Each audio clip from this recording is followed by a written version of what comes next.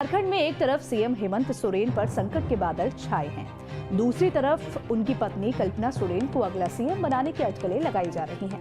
कमाल की बात है कि ये दावा राज्य के सत्ताधारी जेएमएम की किसी नेता ने नहीं किया है, बल्कि झारखंड से बीजेपी सांसद निशिकांत दुबे ने किया है। विपक्षी सांसद के इस दावे को बल तब मिला जब मंगलवार को जेएमएम और कांग्रेस विधायकों के साथ कल्पना सोरेन भी दिखाई दी। इसी के साथ कयास लगने लगे कि क्या जैसे 27 साल पहले लालू प्रसाद यादव ने चारा घोटाले में फंसने के बाद अपनी पत्नी राबड़ी देवी को सीएम बनाया था, उसी तरह लैंड स्कैम के मनी लॉन्ड्रिंग में फंसे हेमंत सोरेन भी अपनी पत्नी को सीएम बनाकर राजनीतिक दबदबा बरकरार रखेंगे।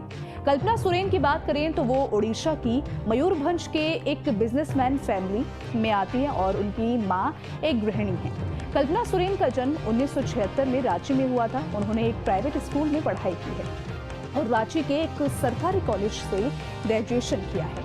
7 फरवरी 2006 को हेमंत सोरेन से उनकी शादी हुई। कल्पना और हेमंत के 2 बच्चे हैं। वर्क प्रोफाइल की बात करें तो कल्पना एक प्राइवेट स्कूल चलाती है। इसके अलावा महिलाओं को सशक्त बनाने वाले कार्यक्रमों और बच्चों के लिए आयोजित कार्यक्रमों में उनकी गहरी दिलचस्पी दिखती रही है। उन्हें इस तरह के कार्यक्रमों में अक्सर देखा जाता है, लेकिन सार्वजनिक मंचों पर वो कम दिखाई देती हैं। आपको यहाँ बता दें कि ऐसा पहली बार नहीं है जब कल्पना का नाम खबरों में आ रहा होगा। इससे पहले कल्पना सोरेन का नाम उस वक्त चर्चा में आया था जब झारखंड के पूर्व सीएम और बीजेपी नेता रघुवर दास ने उन पर आरोप लगाया था कि हेमंत सोरेन ने अपनी पत्नी के बिजनेस के लिए एक प्लॉट आवंटित करने के लिए अपनी अधिकारों का दुरुपयोग किया है। आपको यहाँ बता दें कि हेमंत सोरेन के पास उद्योग विभाग है और ये भी आरोप है कि कल्पना को औद्योगिक काम शुरू करने के लिए आदिवासियों के लिए बनाए गए प्लॉट पूल से 11 एकड़ जमीन आवंटित की गई। दावा तो यहाँ तक किया गया कि रांची के बरहे इंडस्ट्रियल पार्क में सोहराई प्राइवेट लिमिटेड को मीट प्रोसेसिंग यूनिट के लिए प्लॉट आवंटित किया गया था।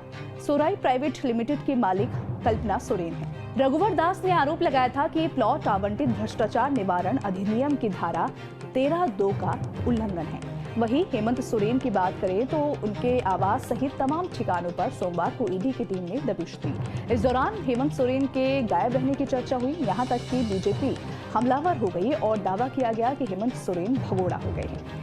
झारखंड के राज्यपाल सीपी राधाकृष्णन ने भी डीजीपी से हेमंत सोरेन के बारे में पूछताछ की, लेकिन वो भी कोई जानकारी नहीं दे सके। इन सारे उठापटक में करीब 40 घंटे गायब रहने के बाद हेमंत सोरेन मंगलवार को एक सार्वजनिक कार्यक्रम में नजर आए।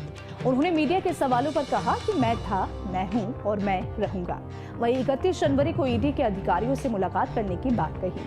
हालांकि हेमंत सोरेन कुछ भी कहे, लेकिन जानकारों का दावा है कि उनके बचने की संभावना कम दिखाई दे रही है। ऐसे में कल्पना सोरेन ही उनका महत्वपूर्ण विकल्प हो सकती हैं और कुर्सी संभाल सकती हैं। फिलहाल झारखंड के हालातों पर पूरे देश की नजर बनी हुई है। इसको लेकर आप क्या सोचते हैं, आपकी क्या राय है, कमेंट सेक्शन में जरूर बताएं। वीडियो पसंद आए तो वीडियो को लाइक शेयर करना ना भूलें। धन्यवाद।